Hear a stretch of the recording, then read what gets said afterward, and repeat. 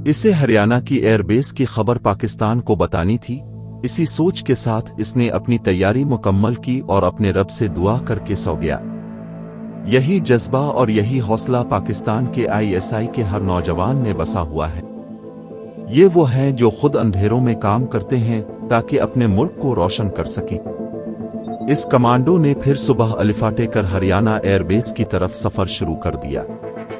रास्ते में इसको बहुत सी मुश्किलात का सामना भी करना पड़ा, मगर उसने अपने अल्लाह को याद किया और अपने मिशन पर चलता गया। रास्ते में जाते हुए इसको काली गाड़ी नजर आई। इस गाड़ी में एक खूबसूरत लड़की बैठी हुई थी, जिसने इस कमांडो से कहा कि मैं आपको लिफ्ट दे देती हूं जहां तक मैं जा रही हूं। और हमारे कमांडो ने जब लड़की की ऑफर सुनी तो पहले तो उसने इनकार कर दिया, लेकिन फिर उसके दिमाग में ये बात आई कि आगे बहुत से इंडियन आर्मी के चेक पोस्ट आएंगे, तो उसने फौरी हाँ कर दी और गाड़ी में जाकर बैठ गया। और वैसा ही हुआ जैसा इस कमांडो ने सोचा था।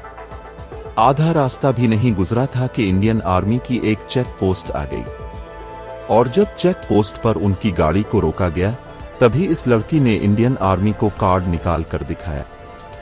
तो वो कार्ड देखने के बाद चेक पोस्ट पर खड़े सभी आर्मी वालों ने इस लड़की को सल्यूट किया, जिसके बाद हमारे कमांडो ने इस वक्त चेक पोस्ट पर कोई बात नहीं की और सीट पर बैठा रहा। इसके बाद जब गाड़ी चेक पोस्ट से निकली तो आधे सफर में उसने लड़की से ये सवाल किया कि आप एक फौजी अफसर हैं। इस सवाल पर लड़की ने हंसकर जवाब दिया कि नहीं नहीं, मैं कोई फौजी अफसर नहीं हूं। और उसने कहा कि जो मेरा हस्बैंड है वो हरियाणा एयरबेस का चीफ है। जब इसने लड़की की ये बात सुनी तो उसने एक गहरी सांस ली और दिल में अपने अल्लाह का शुक्र किया। ऐसे ही बातों बातों में रास्ता गुजरता गया और रात हो गई।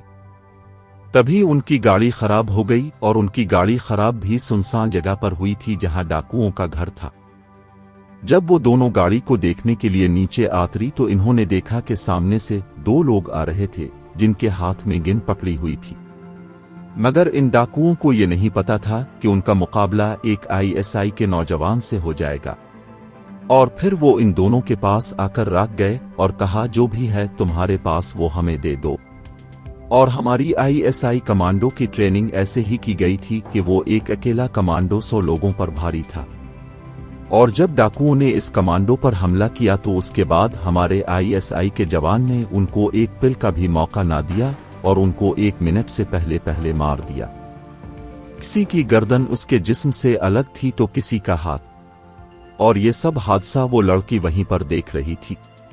और फिर उसके बाद इसने गाड़ी को देखकर ठीक कर दिया और फिर वो दोनों वहां से निकल पड़े। और रात का वक्त था और इस लड़की ने हमारे आईएसआई कमांडो से कहा कि रात बहुत हो गई है, सुबह गाड़ी आपको हरियाणा उतार देगी, आप आज रात मेरे घर में ठहर जा। और उसी पल हमारे आईएसआई कमांडो ने ये सोचा दिल ही दिल में कि मैं भी यही चाहता था। इसके बाद कमांडो ने इसके साथ इसके घर रहने की रजामंदी दे दी और फिर वो इसके साथ इसके घर चला गया। इसके बाद इस लड़की का शौहर, जो कि एक इंडियन चीफ आर्मी था, और इस लड़की ने फिर इंडियन चीफ आर्मी को सारा किस्सा बताया कि कैसे इस लड़के ने मेरी जान बचाई।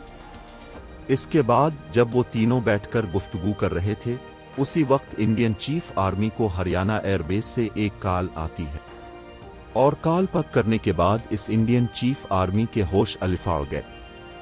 तभी इस चीफ आर्मी ने यह कहा कि ये मिशन हरियाणा एयरबेस को बदलकर हम 2 दिन के बाद सुबह 9 बजे इंडियन कश्मीर रेलवे स्टेशन से ट्रेन पर पाकिस्तान पर हमला करने का सामान भेजेंगे। और ये सब गुफ्तगू हमारा कमांडो बैठा सुन रहा था, और उस पर फिर उसने अपने रब का शुक्र किया कि इसका रब कैसे इसका साथ दे रहा है, बताएं। और हमारे चैनल में जी कहानी को सब्सक्राइब, लाइक और शेयर करना मत भूली ताकि आपके पास ऐसी ही वीडियोस आती रही। अगर आपको ये कहानी दिलचस्प लग रही है तो हमें कमेंट करके पार्ट 3 के बारे में